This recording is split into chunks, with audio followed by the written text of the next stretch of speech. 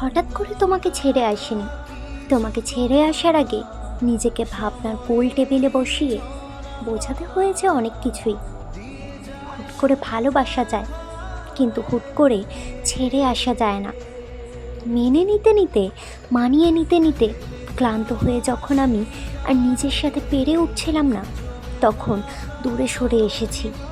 অভিযোগ করা বন্ধ করেছি, অভিমান করা বন্ধ করেছি, ঝগড়া বন্ধ করেছি, চোখের জল ফেলা বন্ধ করেছি, বন্ধ করেছি মন খারাপ করা।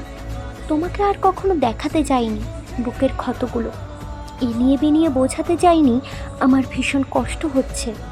দাঁতে দাঁত কামড়ে সহ্য করে নিয়েছি সবটুকু বেদনা।